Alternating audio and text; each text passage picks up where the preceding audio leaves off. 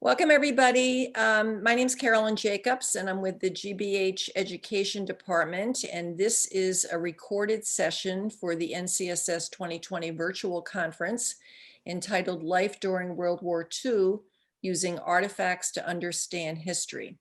And you should be watching this on Saturday, December 5th, and we're recording it much earlier. GBH is the sponsor of this session. GBH is Boston's public media station and the producer of many of the iconic programs that you see on your local public media station. For example, Masterpiece, Nova, American Experience, Frontline. Those are all programs that originate at GBH, along with many, many kids programs. We're also sponsored today by PBS LearningMedia, which is a co-production between GBH and PBS. PBS LearningMedia is a free website. It offers thousands of digital resources for classroom teachers pre-K to 12 across the curriculum. And much of what you're going to see tonight is on PBS LearningMedia. Again, it is free. You are welcome to browse the site without logging in, but we encourage you to sign in, again, free and easy, because then you can really make use of all the functionality of the site, save things to folders, have your students do work, save their work, etc. I'm joined this evening by two great presenters, social study educators, Sue Wilkins, who's with GBH Education, the Director of Social Studies Curriculum and Instruction, and a 20-year veteran social studies teacher, and previously also was the education director at the International World War II Museum in Natick, Massachusetts. And Tricia Thompson, who is one of our GBH Educator Ambassadors for 2020-21, and a high school social studies teacher in Springfield, Mass. The plan today is to showcase several resources that are part of a collection of resources on PBS LearningMedia around the idea of using primary sources and artifacts in connection with World War II. And I'm going to turn it over to Sue Wilkins to get us started. Great, thanks, Carolyn. Hello, everyone. It seems somewhat appropriate that the historical topic of this webinar is World War II, a time when the world found itself challenged by circumstances that really many had never experienced before. But the primary goal of this webinar actually is to encourage you to incorporate primary sources and artifacts into your history teaching, or to encourage you to continue to do that with our digital resources, if you already do. Primary sources here we're defining pretty broadly. I think most history teachers, when they hear that phrase, think of documents. But here we're really talking about photographs and images, archival film footage and interviews, artifacts, of course, works of art, oral traditions, historic maps, and sound recordings. Just thinking much more broadly about what that could mean and what you could bring in and share with your students.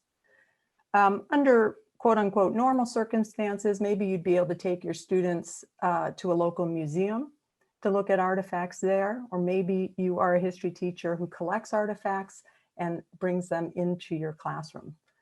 But if those options are not available to you, I hope you'll consider using the digital resources we're going to share with you today that are available on PBS LearningMedia. And why bother? Well, I think that students who work with primary sources and artifacts do the work of a historian. When they look at an image and they don't necessarily have all the answers as to what it is, they have to go through that exciting discovery process to figure out, what is this? When was it used? Who used it? Why did they use it? And then how does that broaden our understanding of a historic event or period that maybe we've read about in a textbook, but really hasn't connected to the student? And connection is something I think is so important when you can use artifacts with students. It helps create historical empathy. Yes, these people who lived 70 years ago lived in a different time period, but you know what, they in many ways were very similar to us. And this quote below comes from someone who very recently connected with me about the World War II collection. And she wrote, "Artifacts are just so important." She said, "They create a concrete link between past and present. They give flesh to a chronological skeleton that remains vague and virtual otherwise." So I hope today, as we go through some of the collections and the artifacts in the collection, you'll see that. All right, so we can move on. So I want to show you one way you can bring artifacts, digital artifacts, into the classroom. This is an artifact from the collection, originally at the World War II Museum. And this is a very simple viewing activity. You ask students, first of all, just to observe and to write down, just what do you see? Not what do you think about it, not no inferences, just literally what can you see here? And then have them reflect. What do you think this is? Who might have used it and why? And then, because we know it's a World War II artifact, what do you think this has to do with World War II? And then finally, question. What further questions might you like to get answered? You can move on. This is just another angle of the same artifact, and it gives you a little more insight perhaps into what this is. And again, you could show both of these images and have students work through these sets of questions. Okay. This artifact is featured in our Young People in World War II interactive lesson, which we'll show you in more detail later. But when you get into that interactive, you'll see that the artifacts have what are called hotspots. These are these numbers that you can click on and students can read more information about the artifact. So in this case, what they will learn is that this was a baby carriage that was used in Paris, France during the war when France was under occupied forces, German forces, and it was used by the resistance. And what we're looking at is a secret compartment in the baby carriage where they hid a radio set. Radios were illegal in occupied Germany. The Germans did not want the French receiving Allied information or giving out information to Allied forces. But the resistance forces used them anyway, but they had to move them around frequently to avoid detection.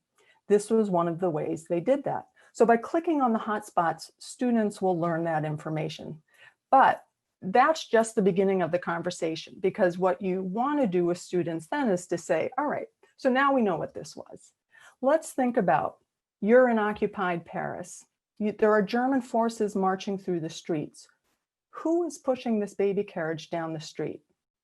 Students should be able to come up with the answer. Well, it's a mother, it's a young woman. And yes, there's a baby in that baby carriage, because that's highly suspicious if she's pushing a baby carriage with no baby in it. So then you can ask, well, so imagine if she gets stopped by a German soldier and that baby carriage is searched and that contraband radio is found. What might happen to her? We know that she could be executed on the spot, but more often than not, she would be sent to a concentration camp.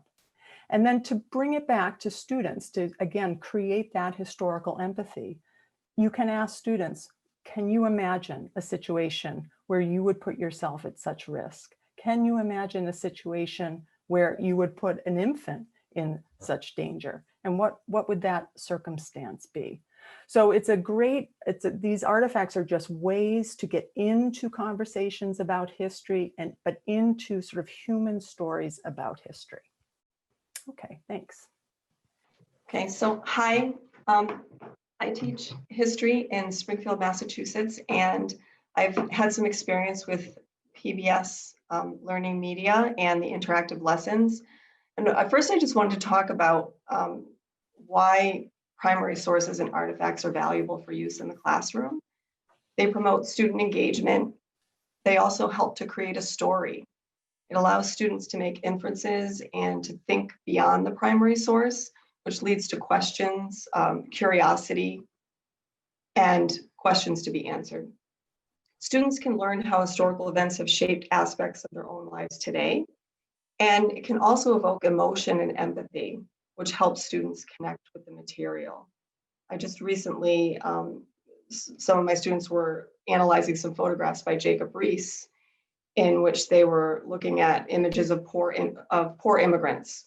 And there was one particular image of an Italian immigrant, a mother and a baby, and she was in a dirty, windowless tenement. And quite a few students really connected with that, or they really felt some emotion with that because they saw the mother and the baby, and they were able to connect with that material. So that was just an example of bringing about emotion and empathy. Great. So today what we're going to be doing is sort of introducing you to the three major components of the Life During World War II collection. Three topics were chosen for resources. One is on propaganda, and that's an interactive lesson, and Tricia is going to be showing you that in some detail. There is a set of resources that focus on women in World War II, and then there's an interactive all about youth in World War II. Again, all of them are based on the authentic artifacts from the World War II Museum, and they are all international. So you have that opportunity to do some comparison and contrast across nations. But I think, again, one of the most interesting aspects of this is we're not talking about sort of the military generals or the political leaders here. We're talking about artifacts that give you entree to talk about the lives of ordinary people. And again, if you want to make those connections for students so that they can sort of see themselves in history, I think this is a perfect opportunity to do that. So I'm going to turn things over to Tricia, and she's going to show you the propaganda lesson. Okay, so this is an interactive lesson on the power of propaganda in World War II. So we can go to this is the title slide. We can move to the next slide. So there's quite a few pieces to this lesson. There's so many good pieces. I'm going to just point out a few that I think are really, really valuable. The first part is that it gives students international perspectives. So students can view World War II propaganda from differing perspectives. They're asked to think about different forms of mass media today and how that might shape a propaganda campaign. And I like this for use in my classroom for two reasons. Students are looking at primary sources from different perspectives. They can compare and contrast propaganda from other countries to that of the United States. They're asked to make connections to their own modern day world, to think about the variety of media platforms that we have today and how they're used or might be used for propaganda. This can also help them recognize forms of propaganda that they might see in media today. So not only are students engaging with historical content, but they're gaining the skills that are necessary to recognize bias in media today. So we can move to the next slide. Another example for with international perspectives is this idea of total war and involving civilian population.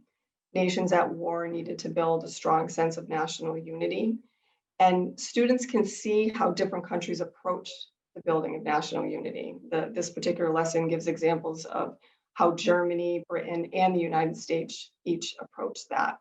So rather than just looking at everything from the American perspective, students can see how other countries approached it and compare and contrast. So what we're going to do is show a video clip. So there are a couple of very engaging video clips within this lesson. And this particular clip is taken from a documentary, Triumph of the Will, 1935. And it's a clip of Hitler giving a speech. It's very engaging for students. They're curious. They're asked to identify different propaganda techniques that were used and a variety of film techniques that make things appear a certain way. So I'm going to go ahead and play the video.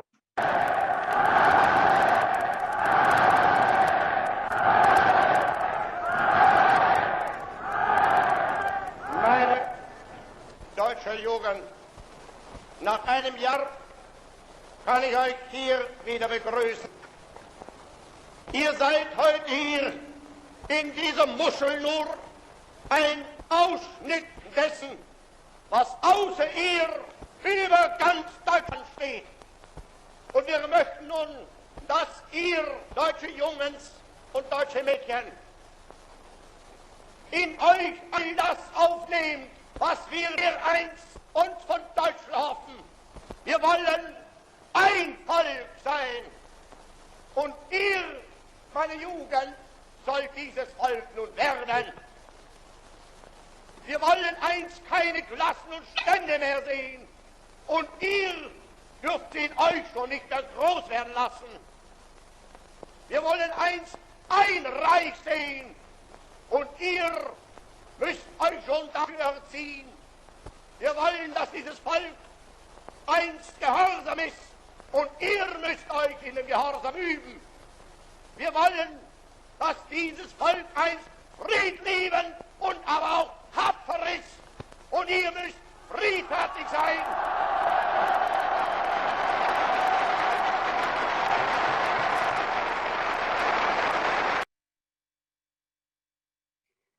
One of the film techniques here is that Hitler's made to look larger than life over the crowds. So there are a few things that students are able to, that they learn about and are able to identify as different forms of persuasion in this particular video clip. To the next. So the next piece is evoking emotion. So students are asked to analyze the psychological impact of propaganda from different countries.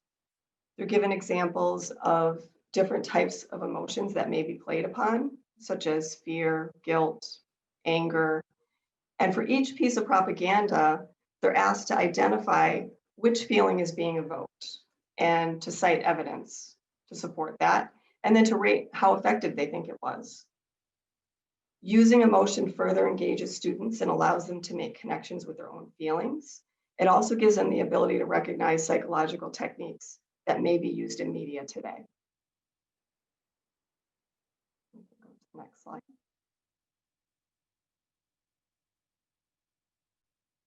The next slide is racism and propaganda. So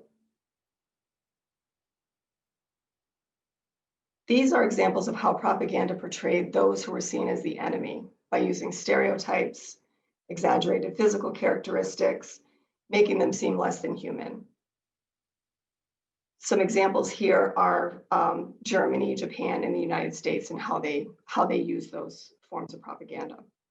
I like this piece because it also asks students to make connections by asking them to think about racism and stereotyping that has been used in the United States, to compare them. And anytime students can make connections to their own modern day world, they're engaged, they're more likely to understand what they've learned, and they will have the ability to recognize different forms of propaganda, stereotyping, and racism in their own lives. And we can move to the next slide.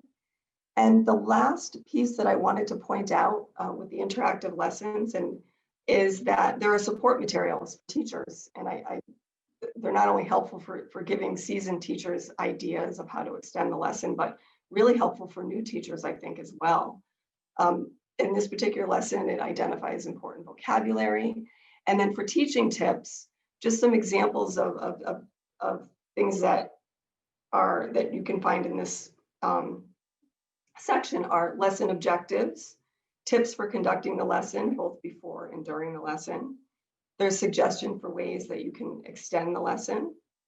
There are suggestions for modification of the final assignment. So you can provide different options for students, giving student choice and meeting students at different levels.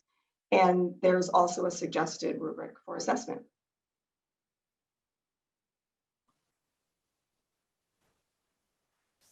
Great, thanks, Tricia. All right, I'm going to talk a little bit about the Women in World War II resource, which is again part of this collection. And this is just showing you where you can get how you can get to it. So we can move on to the next slide. There are actually 3 different media galleries that make up the Women in World War II resource. We wanted to focus on the many different roles that women played in World War II. And when you investigate this, you really see that World War II just could not have been carried out in any country without the contributions that women made. And those contributions are much broader, much more diverse than a victory garden or rationing or things like that. I think it would be very eye-opening for students to explore the many, many different roles that women played. Basically, any role that a man had fulfilled that was deemed necessary, women had to step in and take over because the men were sent off to fight. So there are 3 different themes here, as you can see, but we're going to dive into women on the job. So if we go there, so a media gallery simply means that there's, in this case, we have an original video, and then we have 3 images of artifacts that relate to that theme. And as Tricia was mentioning, we also have support materials here, teaching tips that really guide you through how you could use these resources. But if you're a more experienced teacher, obviously you should feel free, and we just really encourage you to take these images and use them for your curriculum. So let's go into one way you could use these images. So this is described in the teaching tips, and we're going to make available to you this worksheet that's here on the left. This is essentially what we did with the baby carriage early on. I would give students this image of these head coverings. I'd ask them again to observe, reflect, and question. That's just part 1. Before they know anything about it, what do they think this is? And again, to me, this is the exciting discovery, trying to figure out, like, what is this? And I have to say, when I worked at the museum, many of our artifacts did not come with explanation.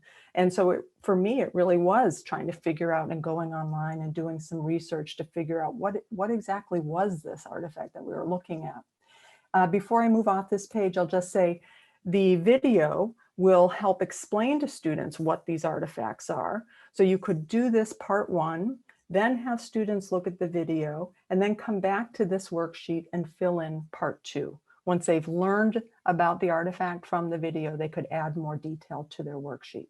So I'm going to show you how that works now. We're going to go and actually watch part of a film clip that talks about women on the job. And again, we look at women on the job in several different countries, not just here in the United States. So as Tricia said, there's this opportunity for comparison and contrasting. And we're just going to get to the piece of the video that applies. It's interesting to think of this as a non-combat role, because the job of these women, the primary job, was to extinguish bombs, which they did by scooping up the bombs, putting them in a bucket and smothering them, either with water or sand. There was definitely the possibility that they would lose their lives. Many of them did, and it was considered quite an honor to die doing that work. Peace, the hope of man. Great. So there you can see, just in that little snippet, I mean, this is a much longer video, but in that little snippet, it does explain, and it actually showed you Japanese women wearing those sort of cloth firefighting hoods. All right. And the last topic that we're going to look at, if we can advance to the next slide, we're going to go into the last resource on youth in World War II. And this is what we call an interactive, which just simply means that it's a digital piece that students go in and interact with. And I have to say, this is one of my favorites because, it really is geared towards that theme on creating historical empathy. This is all about the many different roles that young people played in World War II. They were not passive bystanders during the war by any means. I also like this interactive because it's very open for you and for your students to choose. There's great choice here. There are 8 different scenarios here. You could, as the teacher, you could assign students to different scenarios and then have a jigsaw activity where they share out their findings. or you could have students use this as the base before they go on to do further research. But I just want to demonstrate for you all the many different features here. So we're going to go into spies and sabotage. And the first time you enter into the interactive, you go through these explanatory slides that just sort of point out for students all the different features embedded in this interactive. But we're going to go. So the first, every scenario begins with a little paragraph description. And if you have students who have reading challenges, they can listen to this and have it read to them. I'll show you a little bit of that. World War II was fought with soldiers, ships, planes, and spies. Great. So then you go into explore, and I love that. I love that they use that word because that's really what students are doing here. So again, each scenario has 4 different collections of artifacts, again, all geared towards supporting that scenario. So we're going to go into Sabotage Kit. And here again, students would be able to explore this, and we'll move on to the next slide. Here, they could magnify by just moving that bar at the bottom if they felt like they needed to zoom in a little bit closer so they could see this a little bit better. You can also sort of drag, once you've zoomed in, you can drag, but we won't do that. But you can really get a nice crisp image here, okay? It's almost as though you have the artifact in front of you. And then here are the hotspots that I talked a little bit about earlier, and we'll just click on the number 1, and this will give you students some information. What is it that we're looking at? So students might think, oh, that just looks like a rock or maybe a piece of coal. I don't know if kids even know what coal is today, but what they're going to learn is this is actually, yes, it was designed to look like coal, but is actually a casing for explosives. And resistance members use these to fill with explosive, throw into the coal cars on trains to blow up the coal car and just basically hamper German transportation. This was actually used quite effectively before the Normandy invasion. So here again, if students did not want to read this, they could just listen to this being read to them as well. So much to explore here. I think there's just so much opportunity for creativity on your part as the teacher. And I hope you will take a look and hopefully be able to use this with your students. So I think I'm going to turn things over to Carolyn now.